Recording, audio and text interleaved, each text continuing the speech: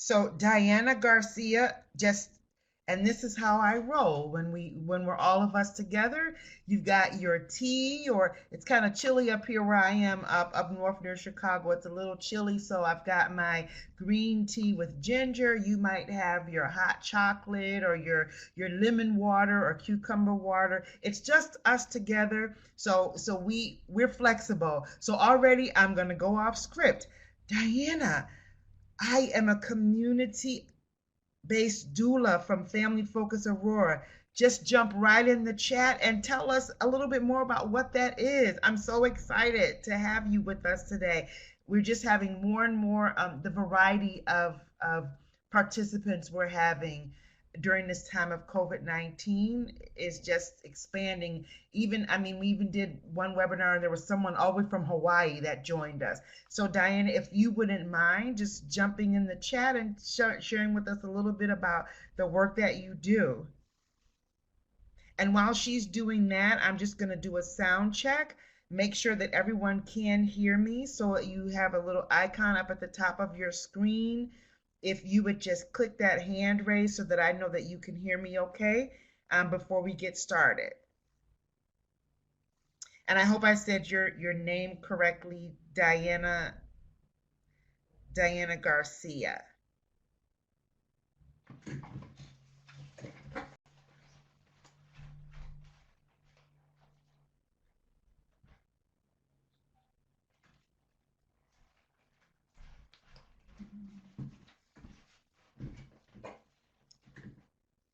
Okay, I see Ashley is typing. Diana, I don't know if you can hear me okay, but I will, believe me, that's not going to escape my attention. So I will certainly come back to you a little bit later. So here we are tonight, making sure everybody's in the right place at the right time. Our conversation today is going to be around equity, ethics, and education. Uh, Not a new subject, but one that has slowly but surely kind of risen to the top for a lot of reasons. COVID-19, we've had some civil unrest in our country, certainly in our state for so many reasons. And so we're finding ourselves kind of having to go back to that conversation, which, in my opinion, early childhood has been having for quite some time, about what does this look like when it comes to education, particularly in early childhood education. So there, Ashley, everyone, Ashley Banks from Leslie Bates Davis. Ooh, I have very much heard of Leslie Bates Davis. We have a really nice group with us today, and I want to thank you all in advance. As we were coming up to 4 o'clock, I was actually thanking all of you. I I know that this is a unique time for all of us, and in one way or another, due to what's really started happening in the spring of last year, we've all been impacted, either personally, professionally, our communities. If it's not directly, it's been indirectly. And we've spent more time than we'd like to even think about on Zoom calls and webinars, because this is now the way that we meet. So I don't take it lightly at all that after working a day, you have decided to spend this time with me, and I don't take it lightly at all. As Karen said, this is sponsored by Early Childhood for Professional Learning. I'm going to let you all know right now, we're going to go straight through. So we're going to practice adult self-care. If you need to get up and stretch your legs, go refill your tea or your coffee, your hot chocolate, feel free to do that. If you need to use the restroom, feel free to do that. We're going to go straight through rather than take a break in the middle. We're going to go straight through, and then that will allow us to end a little bit early. You will still be able to get your full CEUs for this.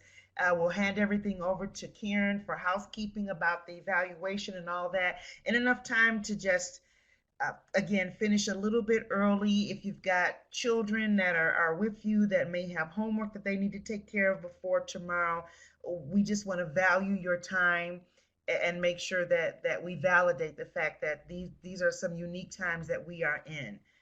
So if that's okay with everyone, we'll jump right on. I want to start off our time today by talking about woohoo, the Illinois AEYC conference.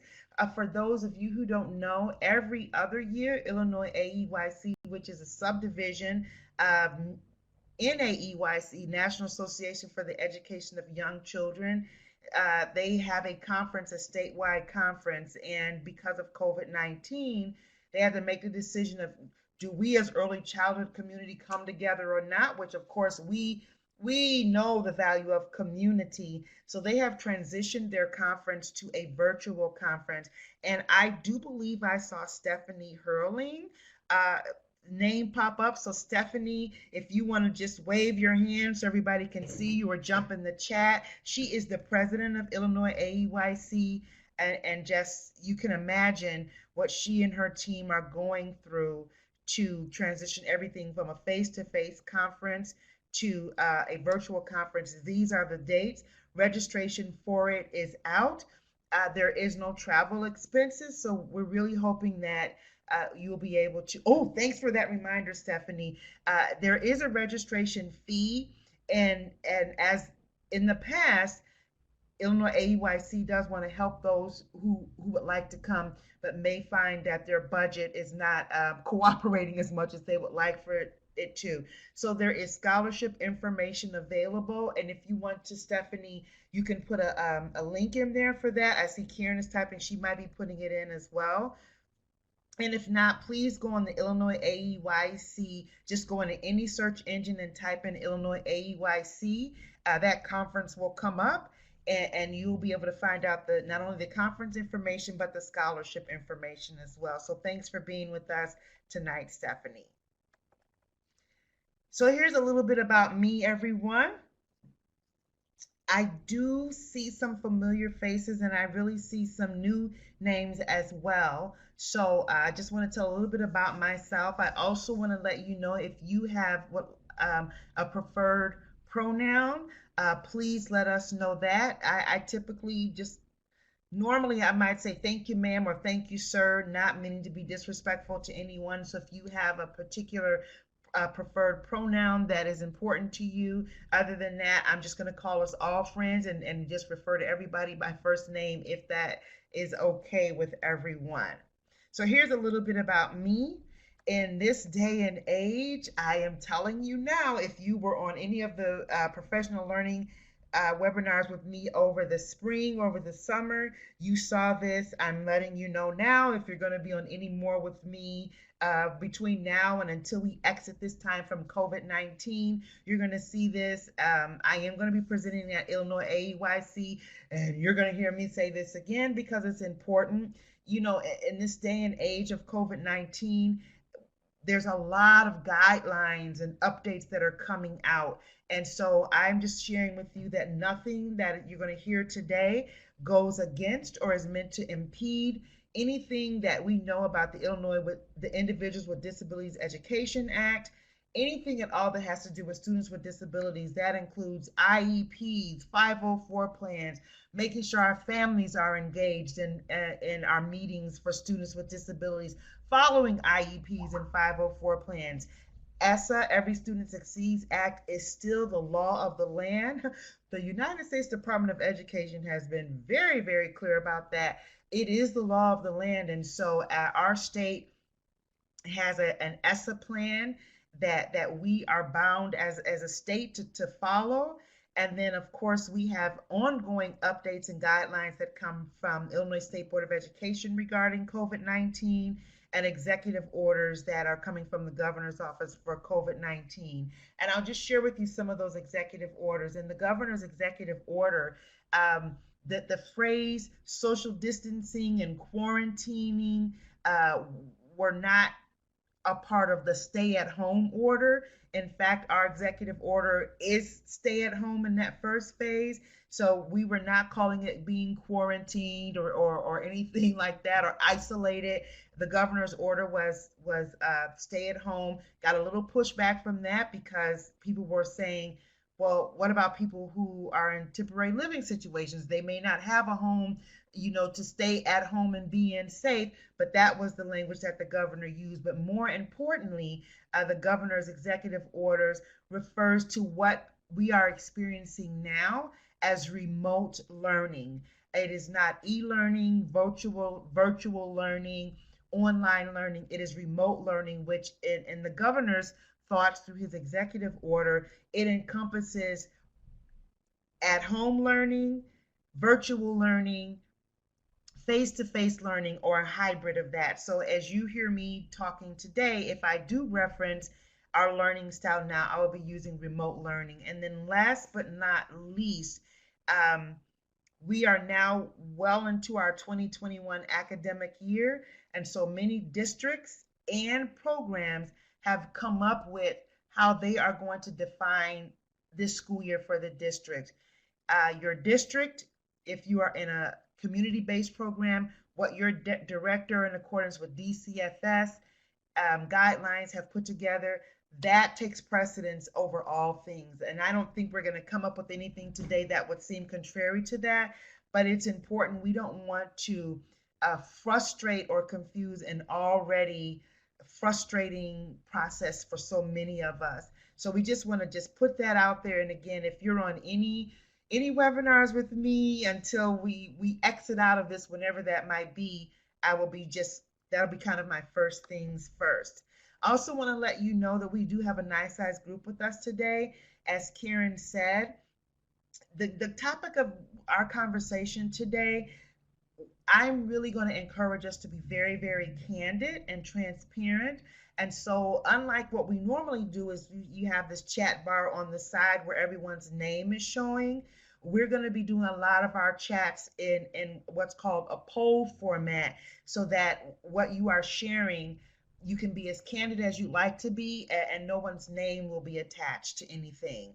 So, what that might mean is that I might miss some questions. So if you find that there's an unanswered question, a clarifying question, and the clarifying question is, maybe I talked about it, or you saw one of your colleagues mention it in the chat, but you would have liked to know a little bit more. If you have wonderings are those things like, oh, I was hoping we would talk about this or get to that, and we didn't. Wonderings, missed chat response, you can reach out to me directly through my website. Once you prove you're not a robot, you can click on contact us, and your inquiry will come directly to me. And I will make sure that either myself or Karen ECPL, we do what we can to make sure we respond back to you in a timely manner. Said all of that, holding my breath. Couple of more housekeeping. We are already tired, and it's just September 10th. So when we are on this webinar conversation, we are all going to do what is called grammar grace. You're typing in the chat. If you do not get that perfect period or comma or semicolon or capital letter, don't worry about it. We are going to worry less about dotting our I's and crossing our T's, and just more focus on the conversation that we'll be able to have together as colleagues. So we're going to practice grammar grace for sure. And so now that I've said all of that and told you a little bit about who I am, some of you had already started this, but now I want to give everyone an opportunity to please make sure that you just let us know, what is your role? Are you an administrator, consultant, teacher, pre-K, kindergarten, or other? We have certainly had opportunities where we've had first through second grade teachers, administrators from birth to grade 3. So let us know.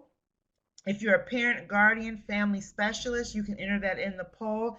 If I happen to miss you and you fall under the category of other, please go ahead and put that in the chat as well. Let us know that you are an other and what that other is. So we've got some administrators with us today, consultants, teachers,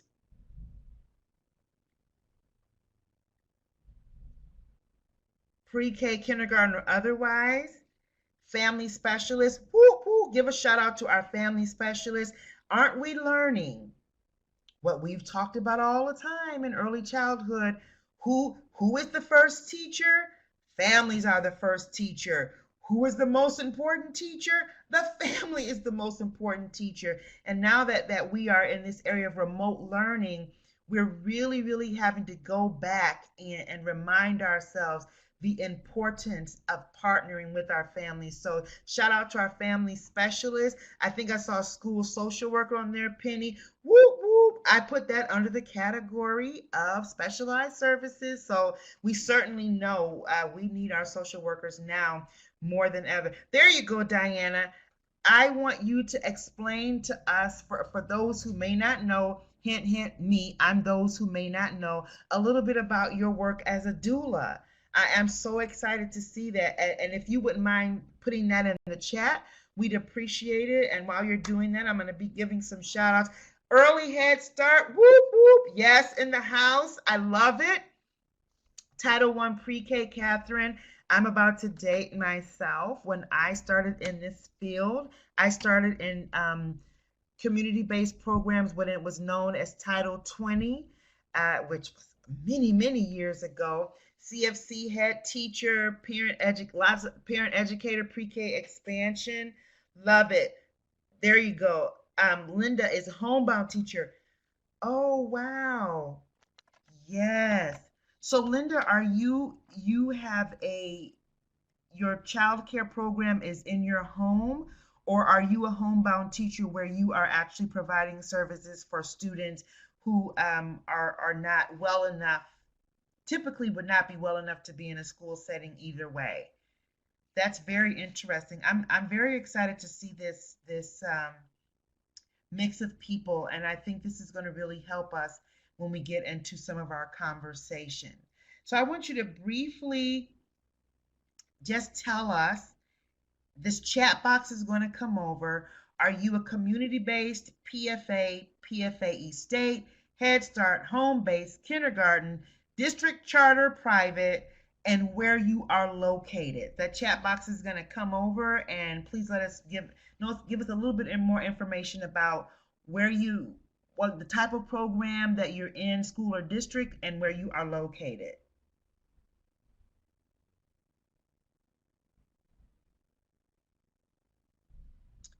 Very nice, Linda. A long time ago, when I was still, before I became an independent consultant, I did that work, homebound.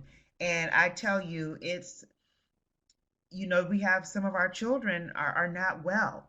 And during this time under COVID-19, I'm sure that you're busy because I'm guessing those families are just being so very careful to make sure that their immune compromised children are not out and about. So that's certainly some essential work. There you go, Diane. I start weekly home visits with parents at 28 weeks in their pregnancy.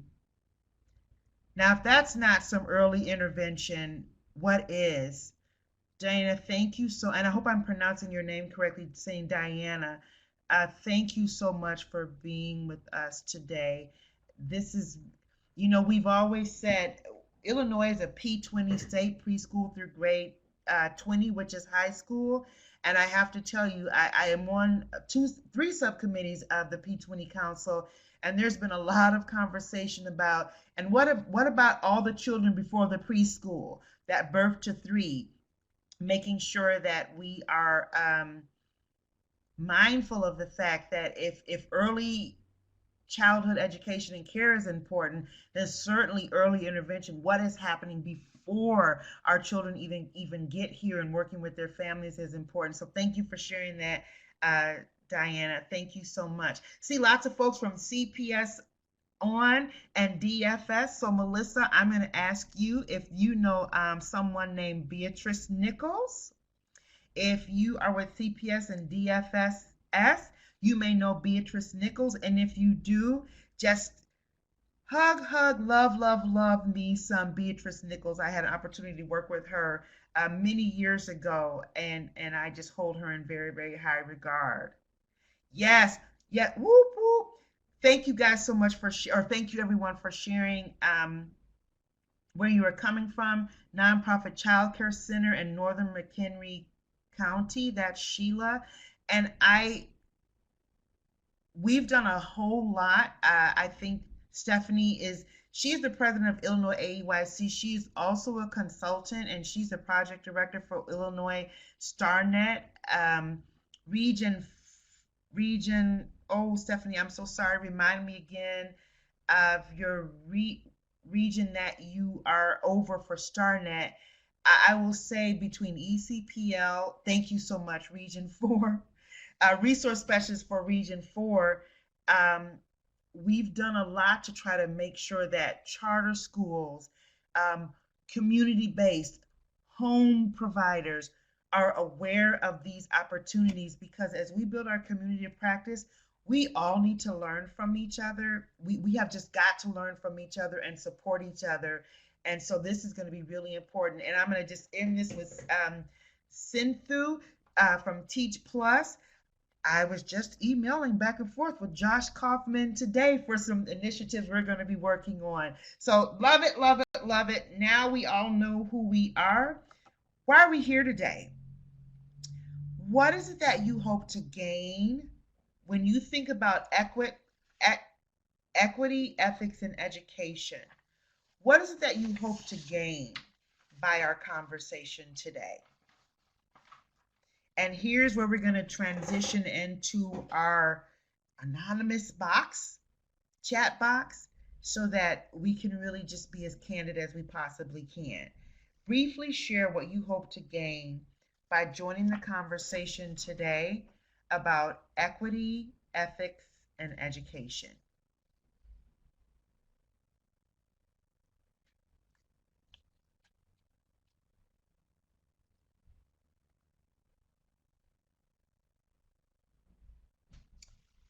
How to ethically deal with families. And that's a huge one because we all are who we are, and families come to us looking many ways, sounding many ways. Some are very young. We've got young moms, we've got moms and dads again, nana or great grandparents, race, color, creed, belief. How do we work with all of our families of our children to value who they are and do that ethically? How to intentionally be inclusive when working with families? Absolutely. Open the eyes of educators to bias that they may not feel like they have. Now, I don't know who wrote that one, but Stephanie, I'm just going to go ahead and give a shout out. I have been blessed to do the Friday keynote for the Illinois AEYC conference. And exactly what has been mentioned here about how do we open our eyes to even, and our ears and our hearts and our minds and our souls to have the conversation about bias that maybe we don't know we have. And guess what? All bias isn't implicit. Sometimes it's just that straight out bias. I know this is how I am. I know this is how I think. This is America. It's a free country. I'm protected by the Constitution. What does all of that mean when we're dealing with young children and our colleagues? How can we do this? What's the best way to do it, and do it in a way that is civil, that is assets based, and solutions based? So love that, better understanding. How do I work alongside my white peers when some knowingly are racist and some unknowingly are racist? Yeah, how does it feel when I feel like I'm the odd man out and these are my colleagues and we're supposed to be working together, and some are letting me know, look, just the way you look, where you come from, I'm not feeling that. And some give me the feeling that they feel that way, even though they may not say it. Love this one up at the top. How does equity, ethics, and education mesh together in the classroom? Thank you all for being so honest. And you can see now why we kind of transitioned to this format of being able to give anonymous answers. So in order for us to continue to do that, we are going to rely on the Vegas principle tonight. And what that means is what happens in Vegas stays in Vegas. So We're going to just say what happens in the Equity, Ethics, and Education webinar on September 10th is going to stay here. No judgment. This is a safe space. We are going to be solutions based for sure, and we're going to use what is available to us to help us have a baseline from which to start. So briefly describe your idea of equity. What is your idea of equity? When you even think of equity, what comes to mind to you? Go ahead and put that in our safe space chat box. And I just want to let you know, forewarn you, we're going to have 4 back-to-back kind of questions so that we can all see, hear, feel where we are. So for some, equity means equally. Everybody gets the same thing, fairness, access to the same, providing supports for everyone to reach a goal, being fair, equality for all, everyone gets what they need. And Richard Lavoie, he is a huge learning disability specialist. A lot of us fan out over him. And he used to say, when you're talking about children with disabilities, no, it's not equal. It's not equal for a child with a disability to have more time on a test or to have modifications or accommodations. Equal means everybody gets the same thing exactly. Fair means they get what they need to succeed. So if a child needs something to succeed, it is fair for them to have an accommodation or modification that another child may not need. And so he was real huge on that, a big partner in talking about this when it comes to students with disabilities. Due process. And we are going to, all of these are going to be captured, and Karen I know she's going to share them with me. And this will inform, is certainly going to inform the keynote that I give. And I will tell you that Stephanie, as the president of Illinois AEYC, shared with me that as we go through this process, they're already looking at, how this could be an ongoing conversation. Should this be an ongoing conversation? So these things will definitely inform my practice and conversations such as this with Illinois AEYC. So our next question is, in our safe space, is briefly describe your idea of ethics or ethical. What is your idea of ethics or ethical?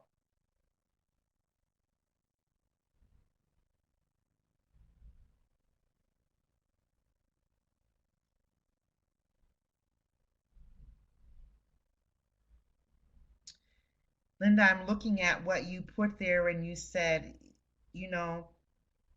sometimes we don't even know enough to know that we don't know. And Maya Angelou certainly is no. Oprah Winfrey kind of made it popular, but she actually got the quote from Maya Angelou, who said, when we know better, then we can take the opportunity to do better. So when our eyes are opened, our ears are open, our hearts are open, our experiences become open, then we get an opportunity to do better. And so I love hearing you say, before my eyes were open. Understanding others' differences, empathy, yes, doing the right thing, honesty and moral principles. Look at all those moral standards, moral principles, providing everyone with the same quality, yes, service, not subverting the truth. Who a person is, all right, we got a webinar going now. Who a person is when nobody is looking. Now I could just kind of hang my hat right there. What kind of teacher am I when there's no ECHRS 3 monitoring taking place? When the Accelerate people aren't coming out? When we are not having NACE accreditation or NAC accreditation or class monitoring? What type of educator am I when seemingly the people aren't coming out to monitor or to, we have to re-up our license? I love that. And I tell you, doing the right thing, even if it goes against what others think is right. Doing the right thing, even when no one can see. Love it. Love, love, love that. Wow, I'm in the right place, everyone. We're definitely in the right place. Now, how do you describe early childhood care and education? How do you describe early childhood care and education? Janet, I see Karen is trying to work this out with you, and I certainly, because I want to make sure that you do have access to the safe space so that you can share. Hopefully, you all will be able to work that out, and if not, we'll figure something out. Okay, early childhood education and care, extending the family, developing our youngest minds to be our best future. Absolutely.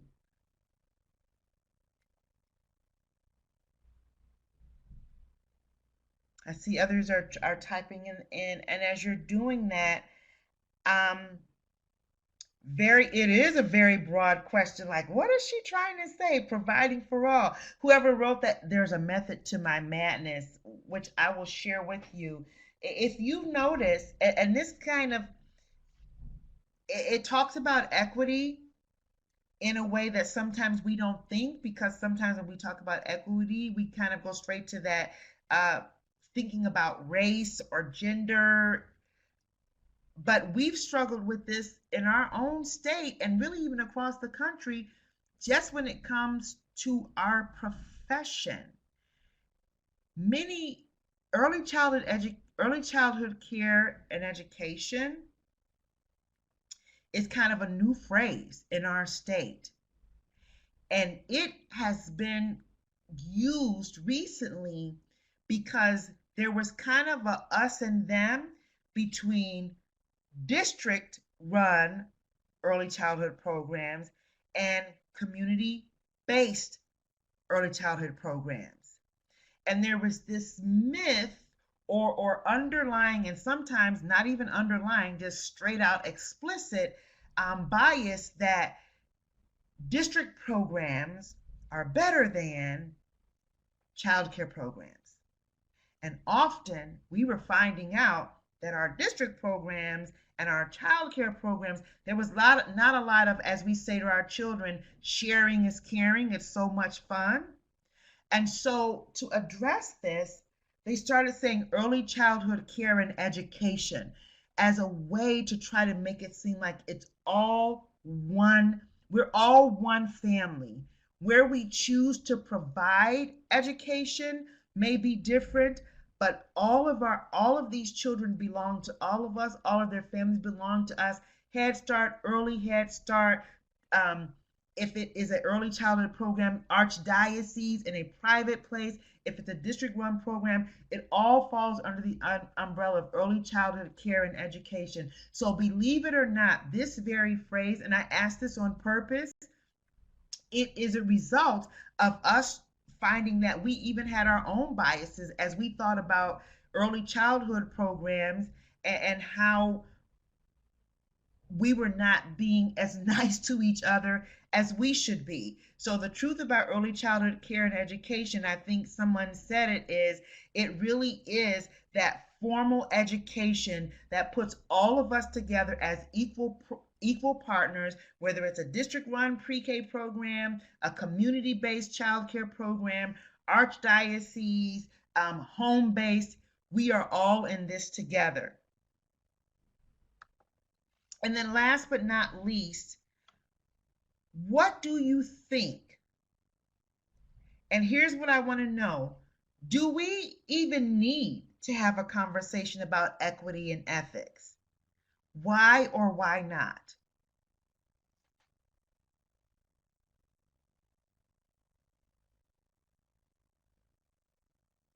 So Janet, I'm seeing it looks like you've got everything taken care of. So you've now joined us in our chat. So I'm glad you were able to do that.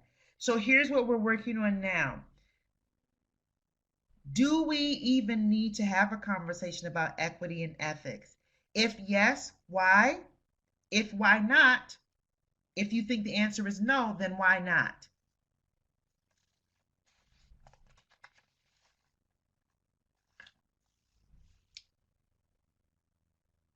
Inequity is unethical. We all need a better understanding of equity and how to apply this in our everyday lives. Yes. Many assume those things, yeah. Many assume those things are fine, just happening even when they are not. And I'm as you all are typing, I kind of want to hang my hat there. These things do not happen through osmosis. And even when we can work together, as we had someone say in our safe space, there's racial inequity going on all around me, and these are supposed to be my peers. Like, how do I fit in? Where do I fit in? How do I come to work constantly feeling this? And we often say, and you will hear me say when it comes to students, anything you want a child to know, you must be willing to teach them. And so we must be willing to have the conversations. We may all work together. We may even be in an area where, we all look the same. Our skin color may all be the same. But that does not mean that we all truly understand equity and ethics. So unless we're talking about it and at least putting out there when we say this is what we mean, or at least saying, hey, this is how we're going to operate in this facility. Unless we do that, we're guessing that people know how we all feel and how we should operate in a moral way without having the evidence to know that they've had the opportunity, as Linda said before, for their eyes to be opened. So I would agree. Yeah, look at what we've learned from COVID, the disparities that have been highlighted. So great for us to have this conversation. And so in order for us to have it, we're going to just break down what we mean. We're going to address equity, ethics, and education by developing common language. Now, this may not be the language that you might hear, on Good Morning America or on the news, but for our conversation today, we're going to make sure that we all understand when we say equity, ethics, and education, here's what we're talking about. So here is how we're defining equity for this conversation.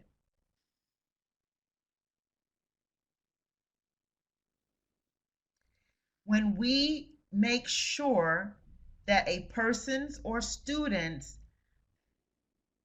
personal or social circumstances do not limit their access. And so those of you, as we were typing in our safe space, some of you were saying access, high quality standard of living, opportunities. So we see we're on the right track. Here is how we're defining ethics, kind of three-pronged. I love the first part of this. Ethics in education is part of the human right to education. That's huge because as an exceptional needs consultant, I'm constantly talking about, the law says that learning, it is actually a human right. If you live in the United States of America, learning and the school experience, it is seen as a human right. So here we have this definition of ethics in education telling us it is part of the human right, every human's right to education. You see what the purposes are? And that third prong is to develop critical thinking skills that specifically help us reflect on and deliberate on our own motives and theoretical practical consequences, both individually and collectively. So as you go back to where you work tomorrow, what's the collective response that you might be able to share? And since we have no control over a collective response, I love that this definition always empowers us to be reflective and make changes of our own individual responses. Oh, sorry about that. I went backward. So in other words, ethics awareness, it increases an individual's willingness to act in accordance with moral intentions. And a lot of you put that in the chat. It's about morality. Sometimes we have to come to terms about what's moral to me and what's moral to you. But when we take this opportunity for in-services and professional learning around this, we collectively are able to say, in this environment, here is what moral intentions means.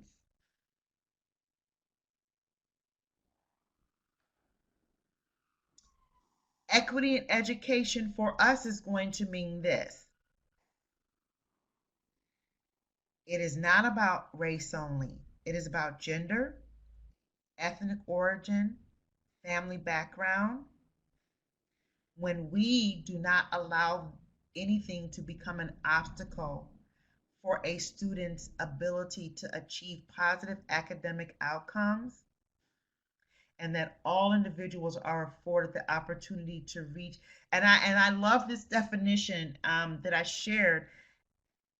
We all should have the right to at least the basic level of skills. And if we remember anything about Maslow's hierarchy of needs when we were in school, the Maslow's hierarchy of needs talks about, fundamental things that you have to make sure are in place, because people are humans and we need to operate in a way that is civil and honors all of humanity. And then education encourages ethics, and education encourages development. So what we're doing now is we're developing our moral motives as it comes to this. We're increasing our willingness to act according to moral reasoning. So you've got moral intent and moral reasoning. And this summer, Illinois Action for Children, through their partner Plan Act community, they actually did a virtual conference. I was blessed to speak at that conference, and the whole theme of what was when good intentions aren't enough, right? So we've got our moral intentions, but now ethics in education means we're going to put those moral intentions to moral reasoning, and we're going to actually attempt to do something about what we know. So in order to help us do that, I want you to hold on to your seats for this question. I'm going to take us to some of the experiences that we might have had that can help us just think about, okay, what does this look like in practice? Have you ever gone through NAC accreditation or NAEYC accreditation? This is a yes or no, so that poll is going to pop up. If you've ever gone through NAC accreditation or NAEYC accreditation, put yes, and if you have not, then it's a no.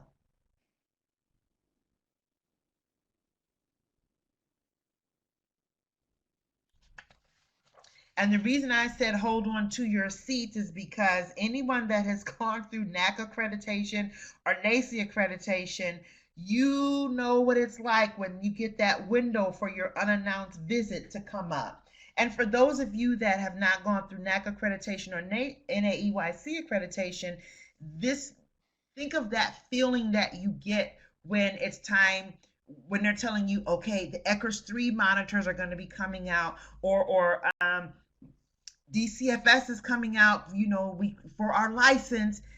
You have all of these. Penny, can you just stressful? Hello. It's like, and this is just us, we're all adults here. You might find yourself wanting to drink something a little stronger than green tea or hot chocolate. I'll tell you that much, right? It's like, oh my gosh, because you know that magnifying glass is going to be trained right on you. And if you've gone through NAC or NAEYC accreditation, even for ECRS 3, there's this assessment that you do. Do you ever remember having to reflect on ethics and equity? Briefly share what you remember about that NAC accreditation process or the NAEYC accreditation process. And since we had a large amount of you on the poll that have never gone through NAC, I'm going to say, if you haven't gone through NAC or NAEYC, you can put what you remember about your process of getting ready for ECRS 3. Class monitoring. I know Chicago Public Schools does class monitoring. DFS, if you're waiting for your DCFS license, what you might remember about that. And if you are in like first, second, or third grade, what about your Danielson observation? And CPS, they use reach. We've got lots and lots of things that we can reflect on. It's like, oh my gosh, when someone is looking at you and they're talking about, you have to talk about articulating your work, right? That self-assessment for NAEYC accreditation and for NAC accreditation, even ECHRS 3, you are talking about your work. You've got to reflect on innate ethics and ethical and, standards, all of those things. And I just love that one. It's madness. You are so happy when those people leave out, and God forbid something happens and the window is extended. It's a lot. It's a lot. Paperwork, observations. So we see, to get to that ethical place, whereas one of our colleagues said, what kind of teacher am I when nobody's looking? It takes a lot of work. We would love for it to happen through osmosis, but it just so happens that it is not. So now, what in the world are we going to do about this? We find that everything old is new again. Recent conversations about expulsion of young children. Recent studies on attendance due to Every Student Succeeds Act indicators. Conversations about gender identity for children, for our colleagues, for families, and certainly the disparities that have been highlighted about COVID-19 have caused us to revisit our conversations, to have all of our eyes opened a little bit more about the conversation about ethics. I mean, ethics isn't I didn't have any problem defining this. It wasn't like I had to call up Webster's and say, I need a definition for equity. Can you help me with one? I can't find it. Easily available. What's happening while we're having to just talk about this now? We need an ongoing review of our fidelity of developmentally appropriate evidence-based practices through the lens of our moral responsibility to provide every child access to their human right to education. We need ongoing what? Professional learning. If it's not going to happen overnight, of course it isn't. It's not going to happen through osmosis, of course it isn't. It's not going to happen through moral intentions. We need ongoing professional learning opportunities to support all stakeholders, families, paraprofessionals, home providers, social workers, all of us to come together to talk about our fidelity of equitable and ethical education practices. How do we do this? We can do it from a national perspective. I'm so glad you asked. We can do it from a local perspective. And so for the rest of our time together tonight, we're going to talk about the national perspective, the local perspective, and then we're going to actually do a little conversation about equity in Illinois using our Illinois Early Learning and Development Standards. So as you're looking at this, you're looking at NAEYC, National Association for the Education of Young Children, their Code of Ethical Conduct. What I highlighted here, and I want you to note, is what is currently available to us now was revised in 2005. So if it was revised in 2005, we know that it was created prior to that. 9 years ago, NAEYC looked at what was revised in 2005. They reaffirmed and updated it in 2011. So this lets us know, number one, everything old is new again. Yes, we also have a tool that is available to us that helps us have these conversations in ways where we don't want to point fingers and blame each other. Whose fault is this? It's all of our fault, and it's none of our fault that we're having to talk about this again. But we have a framework, an evidence-based framework and tool that will help us have these conversations again in a way that's asset-based and solutions-based. Their Code of Ethical Conduct is broken down into ethical responsibilities to children, to families, to colleagues, community, and society. And you definitely you will get this if you should already have this in a PDF. All of these links for what we're going to talk about are in the resources. So you don't have to, like, where is it at? You're going to get all the links under the resources page. So here are the core values. Standards of ethical behavior in early childhood care and education. It's based on that commitment to following the core values that are deeply rooted in what? Our history of the field. And here is how they speak of those core values. We are committed to appreciate children as unique and valuable stage of the human life cycle. And so for our doula, look at that first core value. That life cycle, as you were saying, as young, when these babies are in utero, we are appreciating the valuable stage of human life cycle, basing our work on knowledge of how children develop, appreciating and supporting the bond between child and family. That's our family specialists and our parent educators specialists. Recognizing children are best understood. There it is, that family again.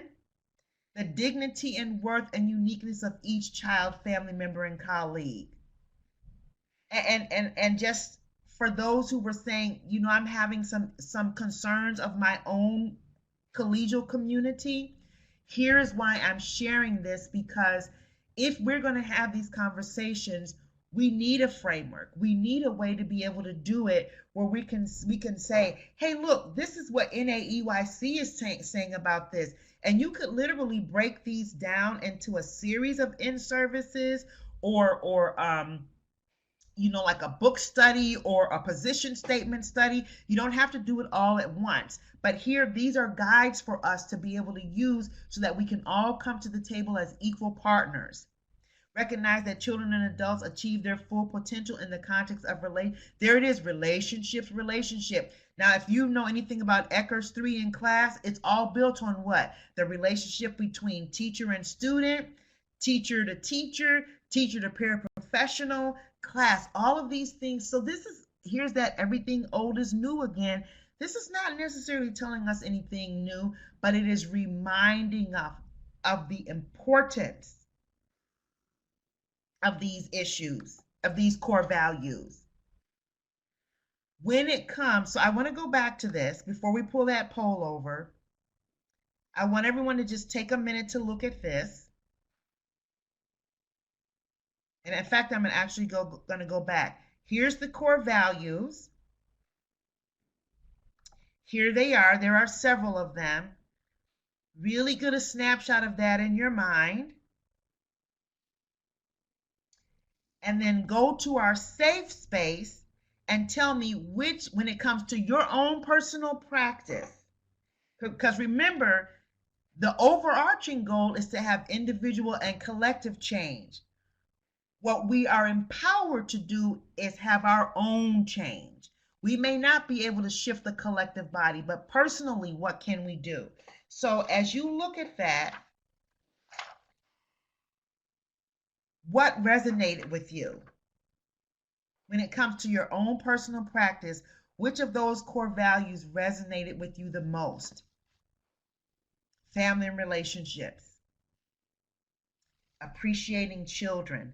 And that's really big, because sometimes we might not get along with the family so much. And when we see John Doe walking in the door, we can't really look at John Doe because we're looking at Miss John Doe or Miss Jane Doe. And we may not agree with their parenting style.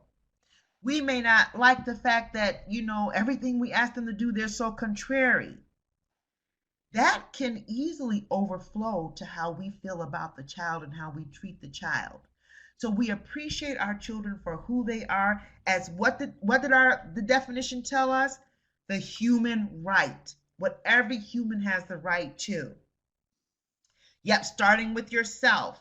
Respect the dignity, worth, and uniqueness. Look at all these family and relationships, family and relationships. Loving my kiddos and positive engagement.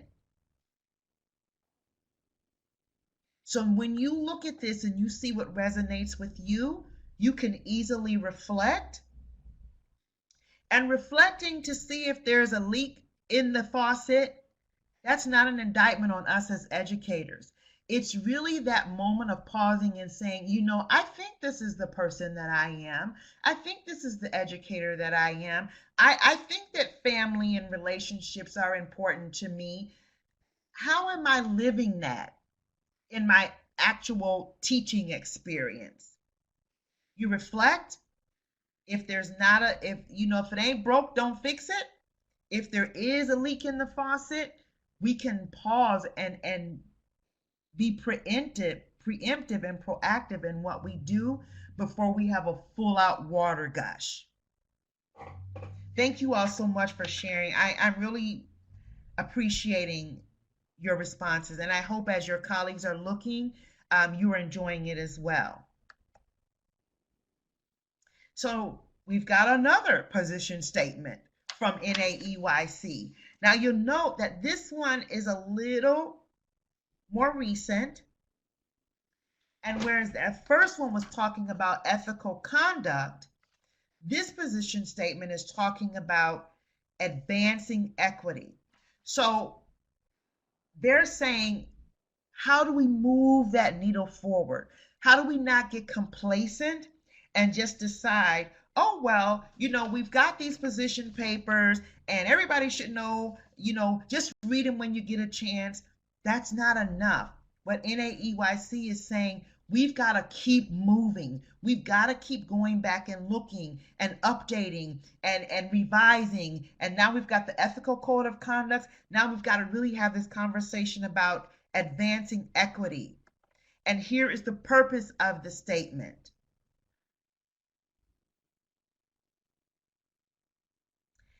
We've got to understand this is a broader societal context.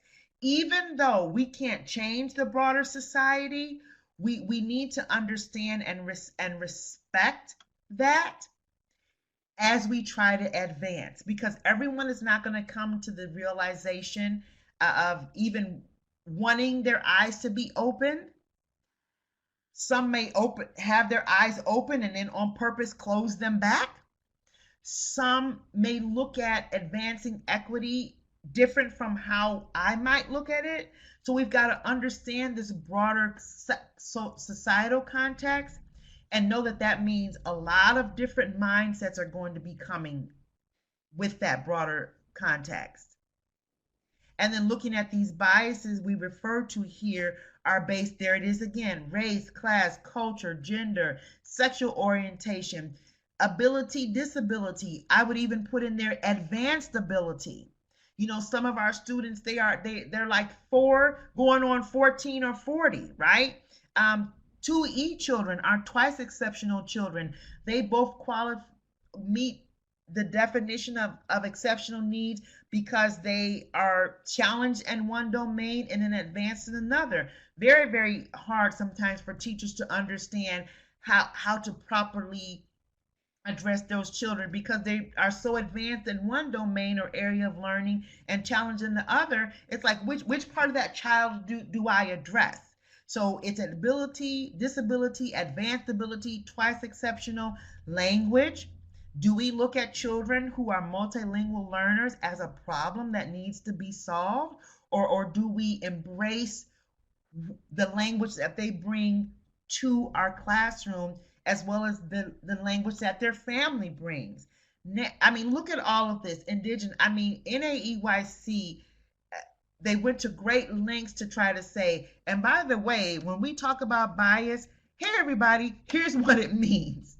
And I think that's wonderful because if we get stuck in bias or a conversation about equity and ethics, solely talking about race, we are going to severely undercorrect.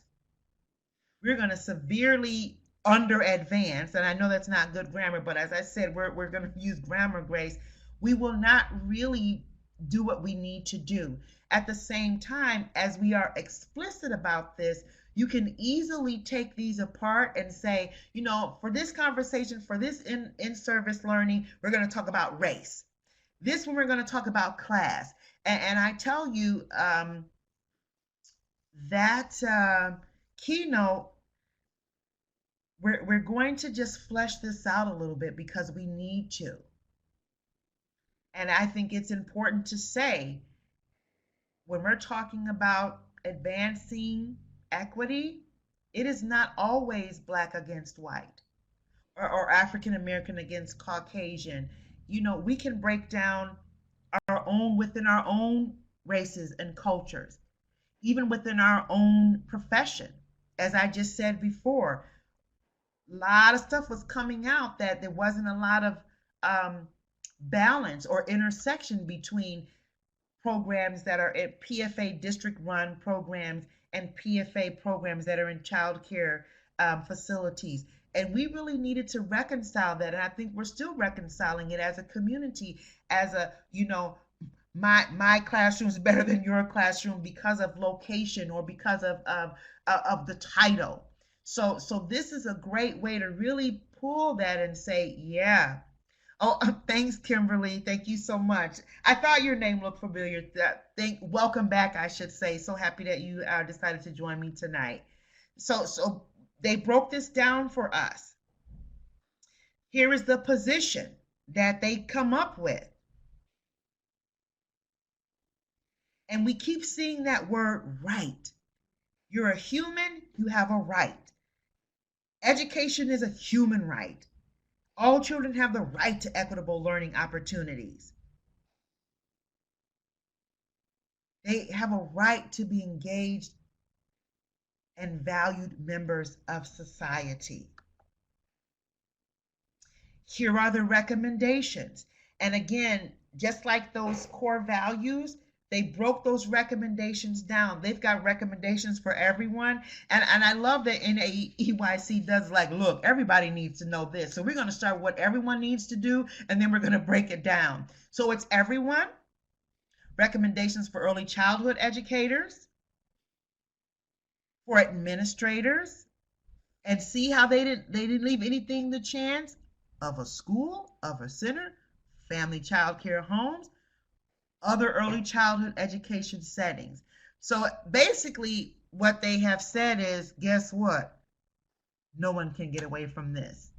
We made sure we've got a very broad tent here that lets you know, everyone, please come to the table and help us have this conversation.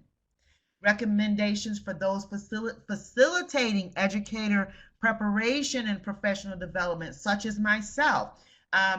We're having a whole lot of conversations about this, not only in the state, but also in across the country, about our educator preparation programs. That's pre-service.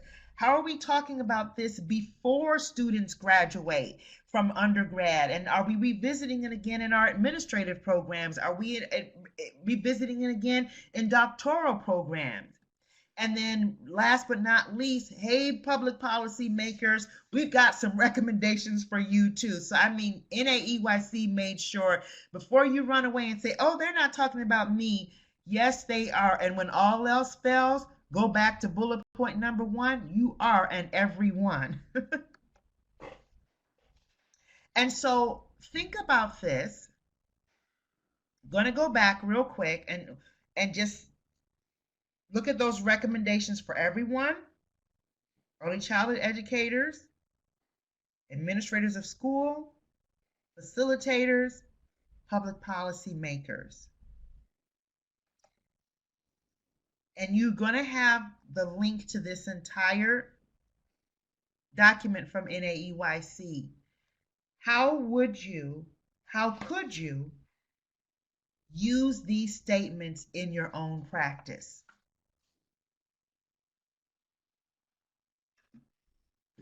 And as you look at what you're in the link, it breaks each of these down. And just because of time, we really didn't have time to go through each of the, because for each core value they break it down.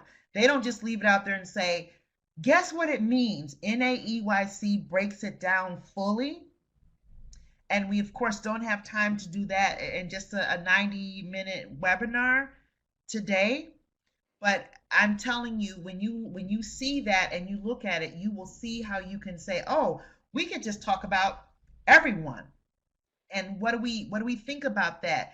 Do a gallery walk, or even, as we're doing now, the Brady Bunch Zoom type of thing. So when you think about that, and as you're typing, I will just say them again.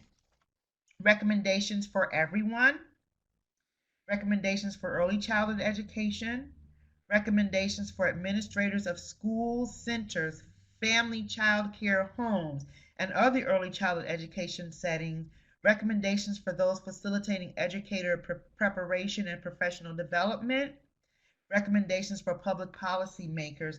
What are some ways you can use these statements in your practices?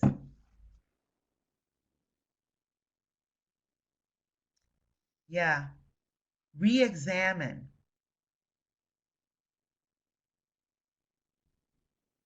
Yeah. Yes, yes.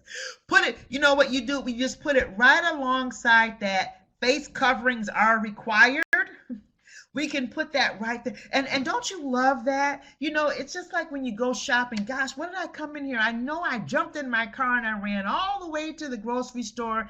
What did I come in here to get? That list, it helps you remember, okay, I came in here to get ketchup and French dressing. And so that means maybe I don't buy that big old bag of potato chips, although it's calling my name, because that wasn't my priority. I came here to get salad dressing for salad, and ketchup for French fries, right?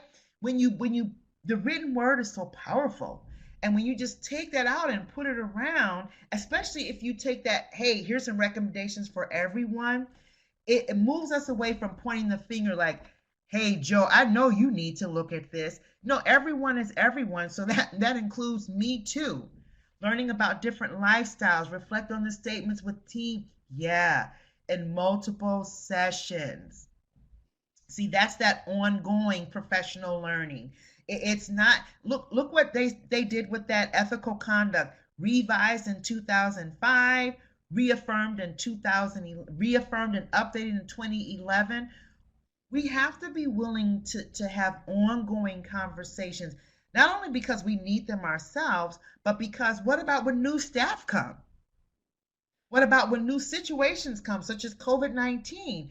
If we're willing to keep the conversation going, we won't find ourselves feeling like we have to start from scratch or grab at straws when we're in these moments of COVID-19, and the disparities that are being highlighted, and civil unrest, gender identity unrest. We won't find ourselves grasping at straws. We can say, you know what? We know we've got a tool. We've used it before, and it's a good evidence-based tool. So that was a national perspective. And you might find yourself saying, okay, if I look at these principles of child development and learning and the social cultural context of child development and learning, what does that mean for me right here in Illinois? Because NAEYC is national. What might we be able to start with just locally? I will say to you that the Illinois State Board of Education has a values and belief statement that was created and made available for public consumption in 2018. It is a statement on fair access and equitable support. Now, when you look at that and you go back to when we were putting in our safe space chat, we were saying things like fair access, equitable support. Here's what Illinois State Board of Education says about it: investing in equity. And I mean, that investing, that really, it resonates with me, because it means you've got to do something. You're going to have to put some type of energy or some type of intention behind it. Why would we invest? Because we want to maximize all of our students' educational attainment. We want to maximize opportunities and see how this starts. For us, we're looking at early childhood, but it goes all the way up to the workforce. When you're talking about a quality of life, if we start young, we build a strong workforce. When you have a strong workforce, you've got strong community. When you have strong community, you have a strong state. All of us together. In ESSA, it talks about Every Student Succeeds Act. It gives Illinois the opportunity to provide ways to reduce barriers to learning. And remember, I said ESSA is still the law of the land. Every Student Succeeds Act specifically talks about how are we going to reduce barriers.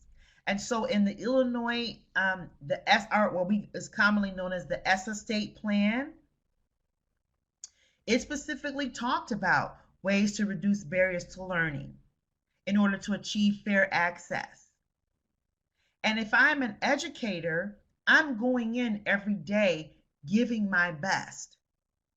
And so I want to see those outcomes living in my children and in the community as I'm driving away, from my job, or even now as we, in an area of remote learning. Now more than ever, we're seeing like up front what it means to have to come together and what it means when we do not. The values and beliefs that are broken down in the ISB statement, these are all the bullet points, but I kind of bold printed things to kind of help them jump out at you. Everyone has their right and ability to learn. There's that word right again. We believe that we must provide. So provide means I've got to do something. We believe that ending disparities and gaps in achievement begins with the delivery of what? Oh, aren't we so glad they said early learning programs? So at saying and recognizing, it starts with the work that we do and builds up. It doesn't start at the top, it starts at higher ed and goes down. No, it starts with looking at everything that's happening in our early learning programs and builds it up from there. And then, of course, the parent engagement is so important. Look at that end date. They didn't just throw this out and say, yeah, let's just all do this. We've got markers. And the goal is so that by June 30, 2027 and beyond, our state, starting with early learning programs, has kindergarten through grade 12 public education system with the capacity to ensure the development of all persons to the limits of their own capacities or potential. And then here's that last part of the statement from ISB. Valuing parents, teachers, and I was so excited to see that in there. What is the voice of the teacher? What is the voice of the educator? Everyone has a unique and important solution. So when we go in that safe space chat, that's so important because I'm blessed to be your facilitator, but I don't have all the answers. District programs don't have all the answers. Head Start doesn't have all the answers. Charter schools don't have all the answers. Families don't have all the answers. We collectively have unique and important solutions. And when we come together, what we're able to do is celebrate our uniqueness while at the same time valuing our uniqueness and bringing each of our pieces of the puzzle together for one comprehensive whole school, whole community, whole child solution. Here's another thing.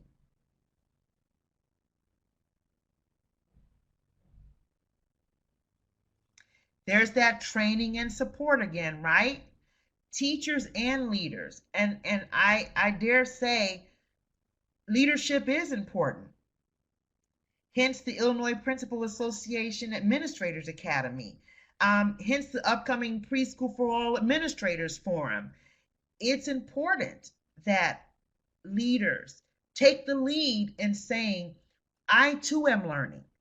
I too am involved in professional learning. I'm not just saying, hey, my staff needs to do it for CEUs or because, the compliance checklist says that everybody has to have a professional learning development plan and we got to put that in the binder. So, what are you guys going to do to learn? It's all of us, teachers and leaders, together learning. So, yes or no? Prior to this professional learning experience, were you even aware that the Illinois State Board of Education, that this statement even existed? Yes or no? That's a poll for us.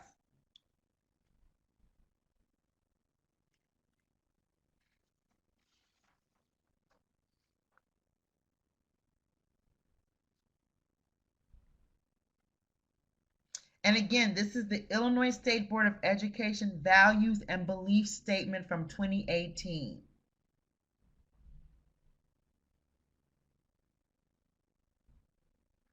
So about 65% of us were not aware that this existed, which is why I wanted to share it with you. It is important for us to talk about National Association for the Education of Young Children and other national perspectives out there. But just like, Dorothy said, there's no place like home. There's no place back home. I was looking for all these things, and in my own backyard, here was the answer, right? We can be proud of what exists in our state. We can couple this with what NAEYC has shared with us to really have some conversations about what's happening in our state.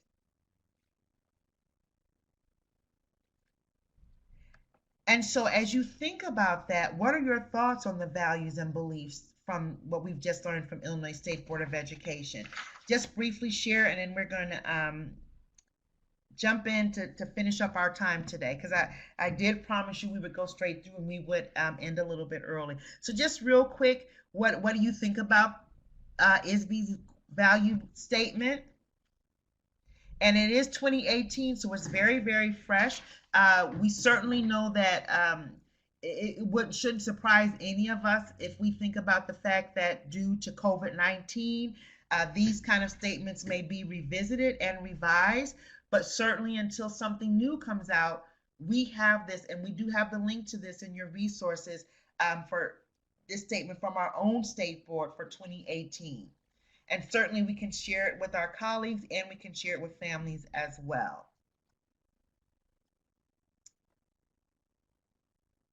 Yeah, focusing, and communities are important, right? I like that one. Sometimes things become a self-fulfilling prophecy, right? And people kind of start behaving the way we treat them. Very nice. Love those. All right, I'm going to move us along. Thank you all so much for jumping in there. So now let's apply what we've learned and really kind of take it home in these last few minutes. Evidence-based practices stand the test of time. We have a great starting point in Illinois to start where we are, use what we have, and do what we can, and that is our learning standards. In Illinois, all learning is focused on standards. They do not change based off of race, based off of gender, based off of living on Wilmette, the west side of Chicago, West Chicago, any place else. These standards are for everyone. Our Illinois Early Learning Guidelines are from birth to age 3 or 36 months. Kindergarten, our Illinois Early Learning and Development Standards are for children ages 3 to kindergarten enrollment age. Our new Illinois Learning Standards, kindergarten standards, all are for all students attending a publicly funded kindergarten. And what I want us to do real quick in our last few minutes here, I just want to talk about equity, and we're going to do that by looking at social emotional development, learning, and competency standards. Because everybody's talking about that because of the impact of what we've seen. How will we really teach our standards? And I just want you all to just look at this picture. We've either seen this child in our classroom before, And if it wasn't our classroom, we've heard him in our colleagues' classroom, in our home-based facility. We've seen this child, right? Now I want you to think of this child. And on purpose, you are looking at an art easel with no child there. And I'm going to tell you why. This is a true, as a consultant, I experienced this. The names will be left out to protect the innocent. I was consulting in a building. I was aware of this one classroom, and the child on the right was really having a difficult day. So the teachers and the classroom assistant, principal got involved. What can they do to help this child? It was choice time. Meanwhile, there was a student standing at the easel looking for paint. No one noticed that child. So I purposely found a picture of an easel without a child, because in that moment, in that particular classroom and situation, the child was invisible. What I noticed is that the child never went to a teacher and said, I want some paint, or, Miss Antoinette, can I have some blue paint? The child basically just kind of stood there with the paintbrush in their hand, with the little bib on, just kind of looking around. If we want to talk about equity, if we want to talk about how we teach, and we look at social, emotional, and development standards, the social emotional development benchmark 30.A.ECB says this: use appropriate communication skills when expressing needs, wants, and feelings. If we are not careful, we would put all of our attention on helping the child on the right express their needs, wants, and feelings, because they've hit the floor, they're crying, they might be quote unquote giving us challenging behavior. And in the meantime, this other child that's on the left is invisible and does not know how to express needs, wants, and feelings. So it is so important when we talk about equity. Remember that slide that said, like, the basic thing: use the standards, our evidence-based practices. Are we really using our standards? Are we talking about them? Are we reviewing them? Are we making sure that all of our teachers and paraprofessionals know how to implement those standards through the lens of the curriculum? Whether you're using the pyramid model, second step, the pyramid model framework, second step as a curriculum, calm classroom, conscious discipline, creative curriculum. These are basic things that we can do, that we have available to us, to make sure that when we teach our children, everyone is getting what they need. We are giving them the opportunity to really learn. Okay, I'm going to shift us back to the chat where we'll see our names. I just want you to just take 30 seconds and jump in there. What do you think about what I just shared with you? And remember, this is a lived experience.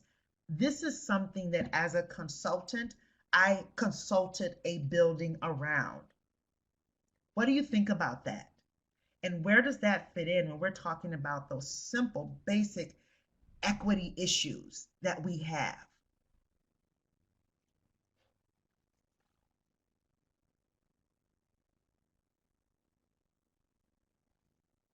And as you're doing that, I am going to share with you, there is an upcoming webinar series that ECPL is doing in conjunction with, it makes you think and being mindful.